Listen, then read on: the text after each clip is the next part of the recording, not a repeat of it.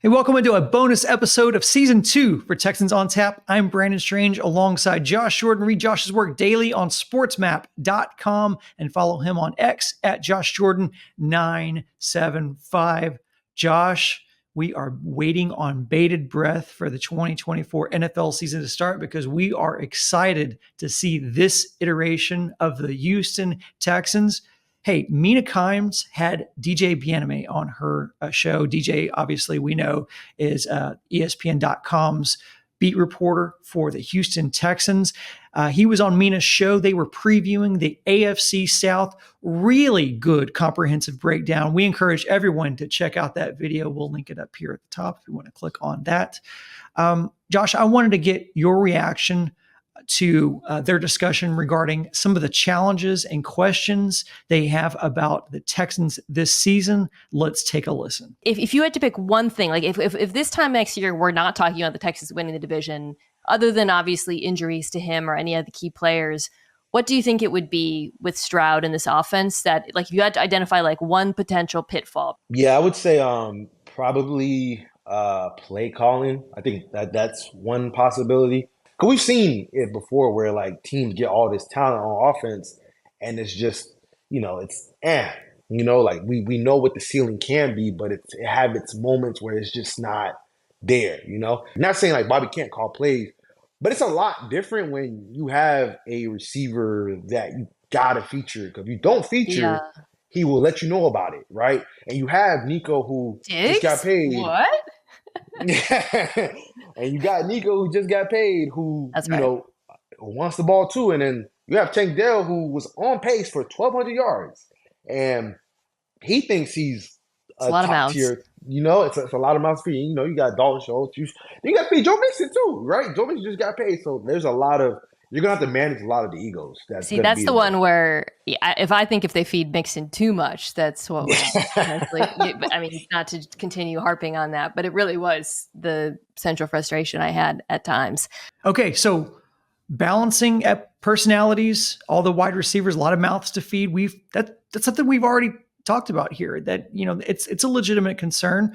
I think they raised some interesting questions here. What's your specific reaction to what they said?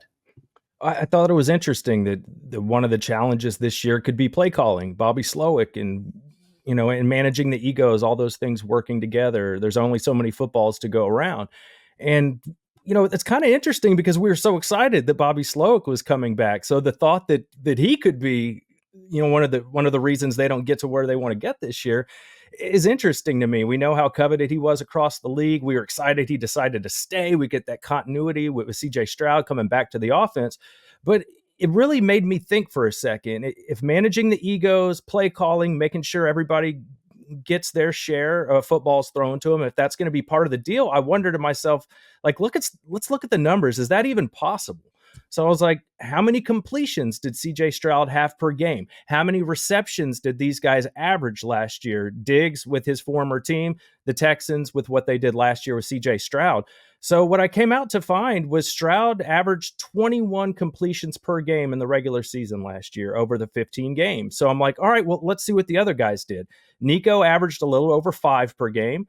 Diggs with his former team averaged a little over 6. Schultz a little under 4.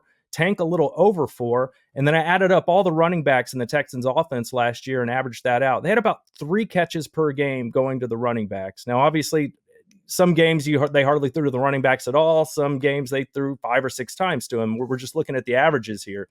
So when we add that up, Stroud's 21 completions per game and all these other players, that totals up to a little under 23 catches per game.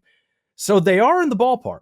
Now, getting there exactly, I think, is going to be a challenge because we're just looking at if they're lining up at 11 personnel here. We're only looking at the running backs. We're looking at 1 tight end and your 3 wide receivers. We know the Texans are going to run in some other formations. They're going to use some other wide receivers. So getting there, they're not going to quite get there because Noah Brown's going to catch some passes in theory and your other receivers. Brevin Jordan should be in the mix to some point. We'll see how much they use a fullback. We don't know. But I was very encouraged that I think Stroud can do enough to keep them happy. And I found it interesting. They're talking about Bobby Slowick being the one to keep everybody happy, making sure the play calling, they're dialing up plays for everybody. part of it's going to be CJ too, right? Yep. He's the one throwing the football. So as much as you dial something up, sometimes that guy's not open and another guy is, and you're going to throw the ball to the open guy. CJ knows what he's doing. But just, in a philosophy, just looking at this, I think they can keep Diggs happy. I think Nico too, they can keep him happy. Nico didn't have a ton of catches last year, even though he had a lot of yards. He did miss 2 games, but he's such a big play threat. I think Diggs is going to be the guy that catches more passes, just like he did last year. He had over 100 catches. I think he could approach that number in this offense and still have Tank Dell and still have Nico Collins do what you need him to do. And even Dalton Schultz as well. I was kind of surprised he was at almost 4 catches per game last year. I think he can be in that same area this season. And the one thing I look back early in the year, we have to look at Robert Woods played a much bigger role than a lot of us probably remember. We look at that first Ravens game. Nico had 6 catches. Woods had 6 catches. Dell had 3. The second Colts game, the second game of the year, I should say the first Colts game, the second game of the year, that's when it really blew up because they were playing from behind. Nico had 7 catches. Woods had 6. Dell had 7. Schultz had 4. If they had something like that every game, then all these receivers would be perfectly happy sending Rolexes to CJ Stroud in the offseason for helping him get those numbers, right? But if we look at some of these other games, where they played the Panthers, Nico had 4, Noah Brown had 3, Tank had 3. I'm just kind of looking at, if guy had 1 or 2 catches, I kind of left that out. The other big one was the Bucs game where Dalton Schultz had 10 catches, Tank had 6, Noah Brown had 6, but Nico only had 3. So I just don't think it's going to be that often that all 4 guys are going to put up kind of their averages in one game. So I went and looked to see how often that happened. And that only happened one time last season where you had 4 guys putting up what their average should be. But when they had 3 players putting up that average, 3 players that had at least 4 catches last year, that happened 6 times, 7, including the playoffs. So I think there is something to this. Bobby Slowick is going to have to, get creative here, but I also think the Texans, they're going to throw for more yards. I think CJ is going to get better. They're going to face tougher quarterbacks this year. Yeah. Is the defense going to be quite as good? We don't know. So they could be in more shootouts, which means CJ might have to throw the football more. Yeah. And look, in fairness, in response to Slowick's play calling, that was something that we legitimately discussed at length last season. However, we have to keep in mind too, that was Slowick's first year as an OC. So that, we do need to grade on a curve there. And I think we are excited, not just about continuity of play calling and players coming back, but I think there's also a continuity with CJ Stroud. We saw CJ speaking. He spent the entire offseason, it feels like, doing media, drawing up these fake plays, on the whiteboard and kind of, showing his play. CJ is I don't think I'm over speaking here. Seems to be a football savant when it comes to offense. I think Bobby Slowick is going to have an offseason, or will have had an offseason of working with CJ. They're going to be working together during the year. Bobby Slowick would, I don't want to overstate it, but I don't want to say he'd be an idiot to not listen to CJ Stroud, but I think it would behoove him to work with Stroud, because Stroud's going to see some things that are happening on the field defensive wise, in which he's going to have thoughts on adjusting. And I think him and CJ Slowick and CJ working together is going to really help cement this defense together. I also think, having a lot of mouths to feed here, if everybody's open, then that's a good problem to have, right? It's like, man, I'm just looking for all the, the options out there. I don't think that's going to be the case. I don't think everyone's always going to be open. So I think there's good problems to have. I also think we have to judge how Slowick play called last year on a curve, because number 1, first year; 2, not as many weapons. 3, I think there is, Mina refers to Joe Mixon as a declining player. Obviously, Mixon steps in for what Devin Singletary did last year. Do you think there's a risk of the Texans falling in love with the run game again, being stubborn, I completely understand that to set up play action, you do have to legitimately set up the run game as a threat. They have to know that you're going to, uh, you know, lean on the run game legitimately here. What do you think a good balance looks like? Is that a concern for you at all, that maybe they get stubborn into we have to set up the run game on first down or something like that? I mean, it was one of the problems last year that Mina talked about in the video. Just it felt like when they were just hitting their head against the wall, getting nothing done in the running game, they still kept doing it.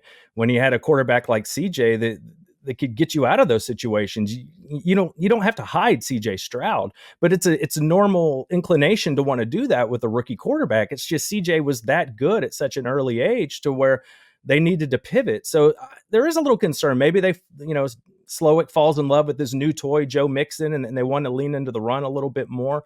But I think overall, kind of what I hit on earlier, they're going to face a lot better quarterbacks this year. I think they're going to have to score more points to compete. It's a pass-heavy league.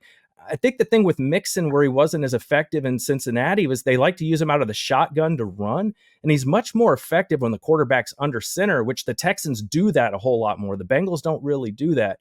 So I think that could really help the Texans with play action, using Mixon, running him, getting under center, really faking it good to Mixon, and it's going to open stuff up for other guys down the field. So it's a little bit of a concern, but I mean, that's that West Coast offense. You got to run the ball, and we're all familiar with it. It's not just the Niners and all the other teams. We were here when Kubiak was running the same system, and you saw how important Arian Foster was. Now, I will say this, if Joe Mixon is running the ball like Arian Foster, I don't think we're going to be complaining too much as Texans fans. But if you're one of those receivers and you're not getting close to your numbers, and especially if you're a receiver like Diggs, unlike Nico Collins, who just got paid, you're going to want to put up good numbers because you want that last big contract. So that's the thing we have to account for. But everything we're hearing from Diggs is, he's getting along great with everybody. He's being a great teammate, but we won't know until we actually see these games happening, how much he's involved and how he reacts to that. But I think Mixon, I know he's about to turn 28 years old here. So, he's getting a little older. He may be a declining player because he's a running back approaching 30, but he's still a good player. He may not quite have what he had when he was 21, 22 years old, but he's plenty quick enough to get it done. He's a big bruising back. He can break a lot of tackles. So I think he's going to be a great fit for the offense. So no, to answer your question, I don't think they're going to, get so involved in the run game that it affects the passing game in a negative way. And I think a big part of the run game success is going to be getting these offensive linemen healthy. Can Titus Howard go back to right tackle and be productive? You got Laramie at left tackle. Can Kenyon Green come in and give you something at left guard?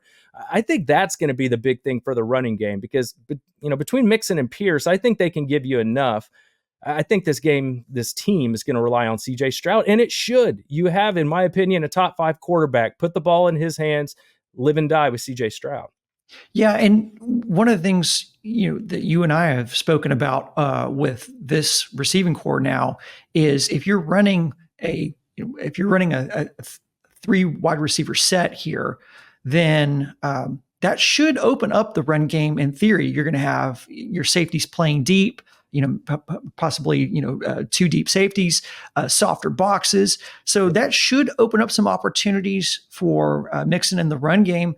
I also wondered too, Josh, where do you come out? Do you think maybe we see some more QB scrambling this year? We know that's not what CJ's inherently wanting to do. Like, he wants to throw the ball. He's very good at it, one of the most accurate passers in the league. But do you think maybe we see a few more scrambles out of CJ this year? I think you definitely could, especially, you go into play action and you maybe some rollout, something like that. And if it's not there immediately, if CJ can just scamper for the first down, and pick it up, a new set of downs, why wouldn't you want to do that? We know he's not Lamar Jackson, but he's certainly a lot more athletic than other quarterbacks we've seen in this system, the Matt Schaubs of the world, guys like that. CJ can run a little bit. So if the defense is going to really try and, we're going to try and, double Nico and Diggs outside. Let's say they try and do that. And, we'll see if we can hold down Tank and one-on-one inside. There might be some options where some guys are covered and the defense has their back to CJ and he can just take off and get you an easy first down. So I think that could definitely be the case. Just be smart. Don't take any hits that you don't need to take there, CJ.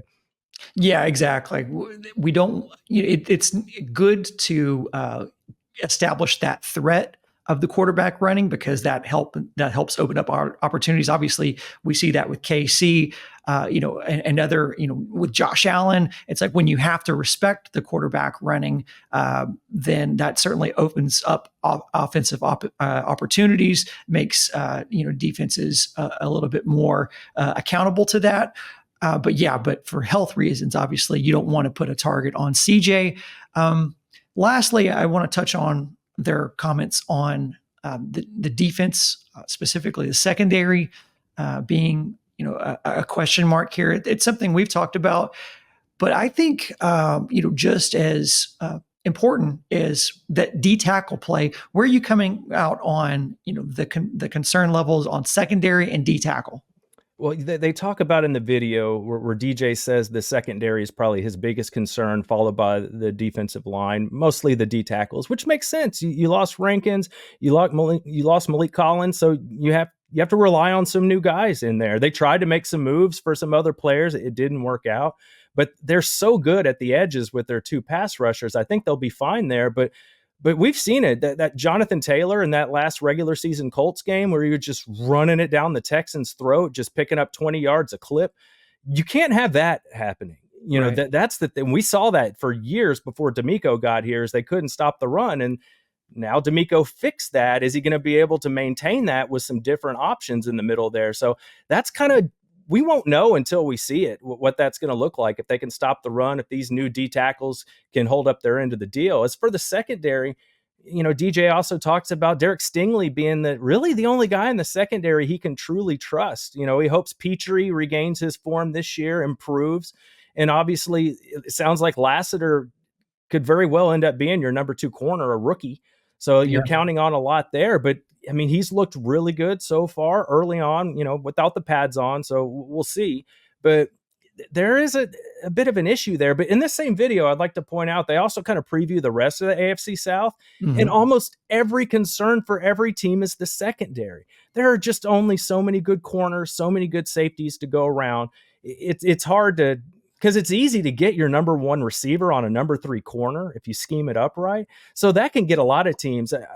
I will point out too, finally, that they brought up how often the Texans got attacked early in games with deep passes down the field. And, you watch the games, Brandon, we saw that a lot, right? Early on, they would take some shot plays against the Texans, and a lot of them landed. And DJ pointed out that, D'Amico's maybe more of a coach that focuses more on getting creative on third down. So teams have kind of figured out, like, we can take some shots on first or second down because we kind of know how they're going to be lined up. And they delivered on a lot of those. So it'll be nice to see if, D'Amico makes some adjustments here, and there's not going to be a bunch of deep bombs, the first drive of the game, something like that totally, flips your field position. So that'll be big. And with Lassiter, people are questioning his deep speed because of that 40 time. I'm not really worried about it. The tape looks good. His other measurables were good. That's not a big concern for me, but we know it's a weakness in this defense last year. So it could very well pop up again. So secondary, defensive tackle, that's kind of where you're looking. The linebackers look good. You just really need Petrie to bounce back. And of course, Jimmy Ward, if he could stay healthy, he missed so much time last season. That would be a huge boost for this defense. Yeah. And look, I like what Mina says in this video where she says, don't bet against the linebacker play of a D'Amico Ryans defense. Yeah. I do like that. Look, we also saw guys like Lamar Jackson and some of those other dynamic running quarterbacks gash the Texans.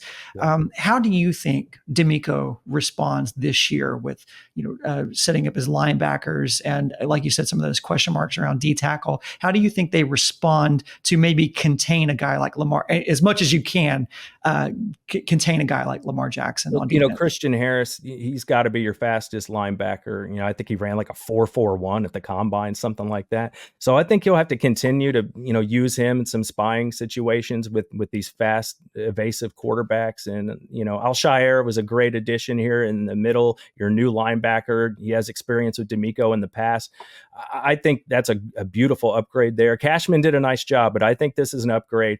But I think if you're spying somebody, you you want to go with speed, and Christian Harris, that guy can run. He's really shown improvement over the last couple of years. I could see him taking a big step forward this season.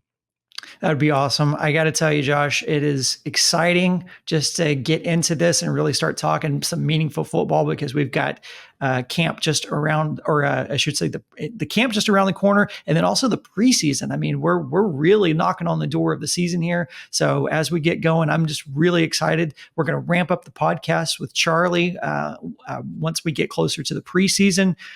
So Charlie Palillo alongside us, talking some Texans football. All will be right in the world. So we'll wrap it there. Thanks for everyone for watching and listening. We will check you next. Make sure you're subscribed to the channel if you're not already, so that you're here along for the ride with us in 2024. Josh, thanks so much for the conversation. Thanks for everyone for listening. Talk to you soon.